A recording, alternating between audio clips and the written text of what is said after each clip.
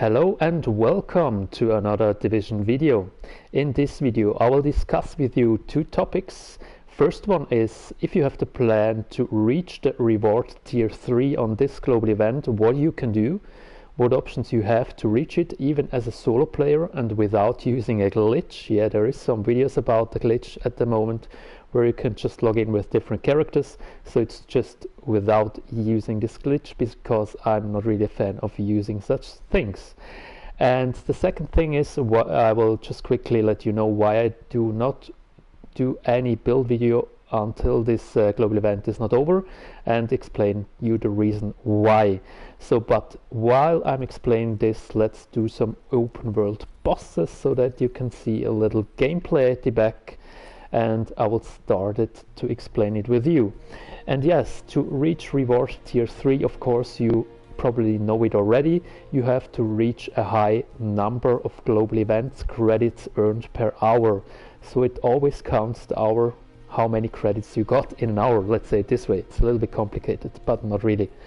And you have different options to do this. I explained it already in the last video I did, what options you have to earn G credits, and probably you saw this video already, and one of this is of course running some missions. You can run legendary missions pretty fast. Yeah, you can run almost every content pretty fast with the modifier.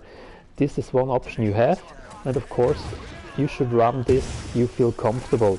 So if you have a good team, you can run of course Clear Sky.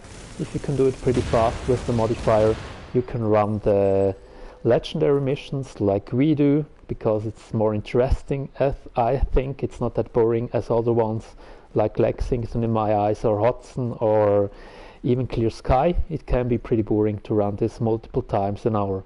So this is an option, and of course the HVTs is another option you can do. And yes, with the HVTs you get about, if you do all of them, all the weekly ones, you get about 5,500 if I'm right. And you can get pretty a lot, especially with the modifier too. So you can finish them pretty easy as well, and you can get a lot of points. So this is another viable option. And the third one, the third option you do have is this one here. You can play survival or skirmish or last stand, and if you play this game modes, let's say it this way, then you get these special caches, like from survival, the survival cache. And in each survival cache you have 170 G credits, and in skirmish or last stand this is 85 G credits. And yeah, this reflects just the amount of time you have to invest. If you're a little bit if you have enough practice, let's say this way, in survival you can finish a run with 8 caches at the end in about an hour. And of course for last stand, the matches and skirmish, they don't go that long, and you can get even more, but that's why you don't get that much G credits out of it. And now, how you can reach tier 3?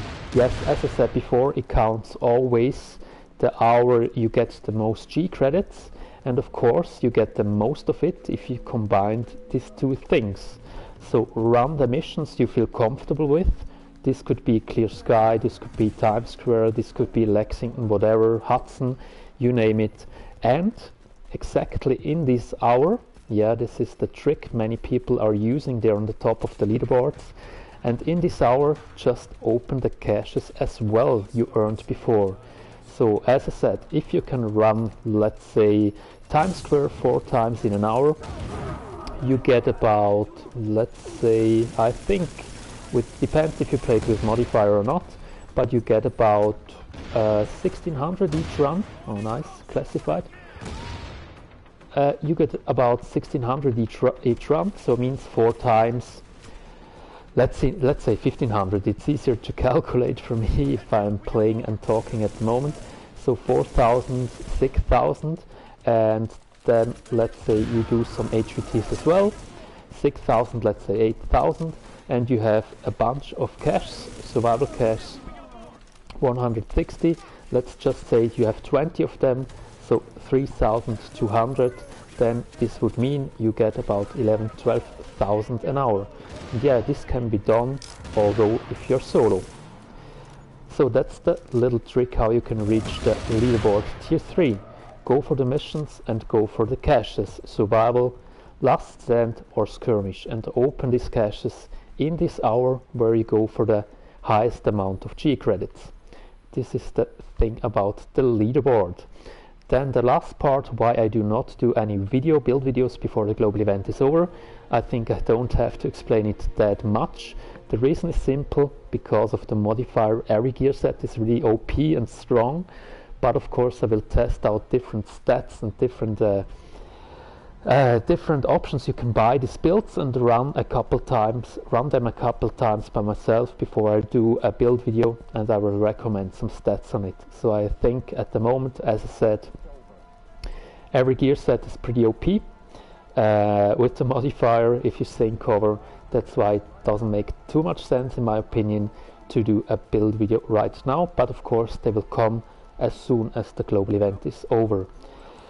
But so far I would say that's already it for this video. I hope this was useful for you. You enjoyed the video and this was useful, as I said at the beginning. I really appreciate if you give this video a like. It helps me a lot. Leave a comment down below. If you need any other infos, if you have any other requests, then of course I'm glad if I can answer this to you. And I wish you, of course, a lot of fun and luck for the last days of the current event, the global event, and hope you were lucky and got the pieces you want. And if not, then yes, grind on. You do still have some days to get your missing pieces, and the weekend is still waiting. Is this a... no, it's not a classified. It looks like an exotic, I mean. And you enjoyed this global event. But then... thanks a lot for watching the video. See you in the next one. Happy farming and good luck. Bye bye.